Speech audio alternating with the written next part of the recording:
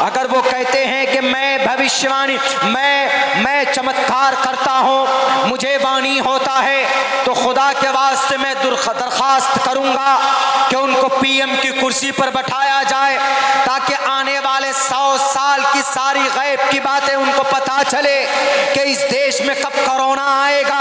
1 साल पहले ही बता दे कि लोगों कोरोना आने वाला है, चाइना से टिकट बना चुका है। वो पिछले मर्तबा सफर हुआ था सन 2020 में मार्च में, अब दोबारा आने वाला है, टिकट कंफर्म हो गया उसका राजधानी से या फ्लाइट से, ताकि शास्त्री जी को पता चले। शास्त्री जी फौरन ऑक्सीजन का भी इंतजाम कर लें और फौरन जनाब वेंटिलेटर का भी इंतजाम कर लें, ताकि कोई कोविड से ना मरे। यही बेहतर होगा ना कि जो मुस्तकबिल की बातों की खबर रखता हो उसको कुर्सी गद्दी पर, कुर्सी इख्तिदार पर बैठना चाहिए। कौन सा बम किधर से आ रहा है, कम से कम शास्त्री जी को पता तो चलेगा कि चाइना कब हमला करने वाला है, उनको पता चलेगा, वो लोगों को बताएंगे कि लोगों इस मुल्क में चाइना फना तरफ से बम फेंकेगा, इसलिए वहां के लोगों को खाली कर दो। लेकिन नहीं जनाब, नहीं, ये लोगों को बेवकूफ बनाने की एक ट्रिक है। और पता है क्या लिखा है अपने बारे में? उन्होंने कल एक एप्लीकेशन लिखा है, दरखास्त ये लिखा है, पुलिस वाले भाई साहब, मेरी जान की रक्षा के लिए मैं ये पिटीशन दे रहा हूँ। क्यों जी? मेरी जान को अज्ञात लोगों से खतरा। अज्ञात मतलब ऐसे आदमी जिनको नहीं जानते। फिर आप कैसे चमत्कारी बाबा है?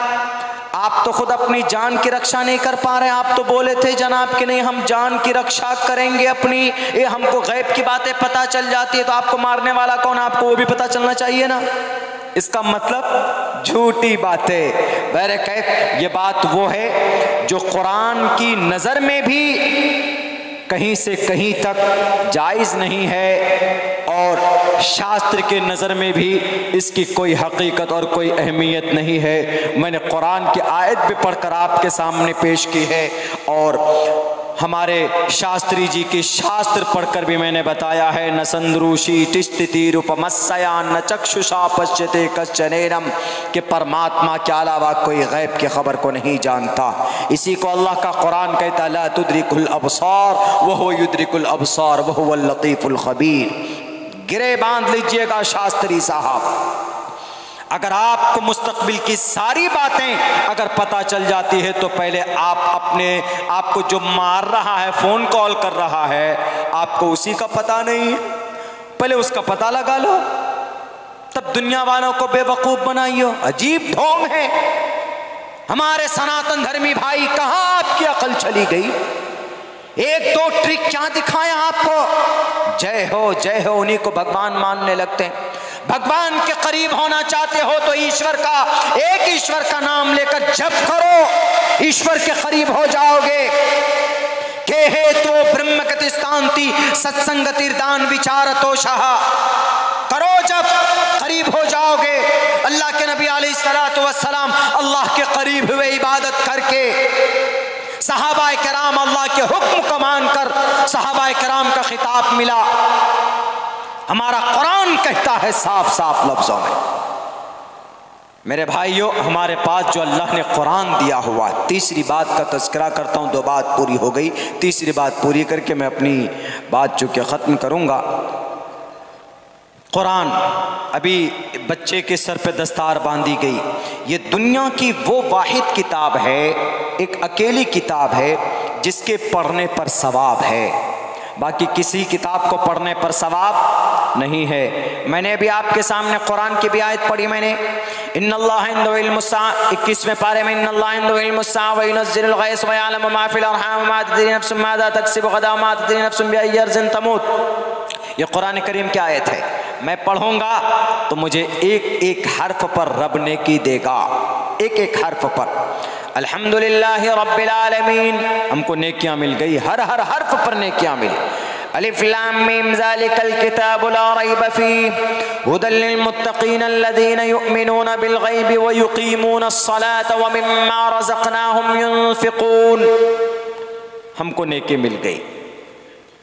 यहीं पर हम अगर पढ़ते हैं श्रीमद् भगवद गीता, न संदृशीति स्थिति रूपमस्या न चक्षुषा पश्यते कश्चनैनम अविक्तम विक्तिमापन्यम मन्यन्ति माम बुद्धमः परं भावमजानन्तो ममावियमानुत्तमम्। ओम सहनाववतु सहनो भुनक्तु सह वीर्यं कर्मामहे। ब्रह्मानंतमनादि विश्वकुर्दजं तेजस्विनावधीतवस्तुमा विद्विषावहे। ब्रह्मानंतमनादि विश्वकुर्दजं सत्यं परम शाश्वतं विद्या यस्य सनातनी। हमको पुण्य नहीं मिलेगा। खुद हिंदू भाइयों के अकीदे के मुताबिक अगर हिंदू भाई हनुमान चालीसा पढ़ते हैं, गायत्री मंत्र पढ़ते हैं, तो उनको पढ़ने के बाद जिस मकसद के लिए पढ़ेंगे वो उनका मकसद पूरा हो सकता है उनके अकीदे के मुताबिक। मिसाल के तौर पर किसी इंसान को जिन्नात चढ़ ले, यानी किसी इंसान को भूत आ गया, देहाती लफ्जों में किसी को असर हो गया, बोलते हैं ना कि इस पे जिन्नात सवार है, जिन्नात परेशान किए हुए हैं, या किसी इंसान को कोई तकलीफ है, तो हमारा क्या अकीदा है कि भाई मौलाना साहब के पास लेके चलो। जो आमिल साहब है, मौलाना साहब के पास जाएंगे, सर पे हाथ रखेंगे, मौलाना साहब सूरह फातिहा पढ़ेंगे, मुआवज़तैन पढ़ेंगे, आयतुल कुर्सी वगैरह जो भी है पढ़ करके उसको फूंक मारेंगे, फूंक, जिन्नात भाग जाए। लेकिन दो फायदा हुआ यहाँ।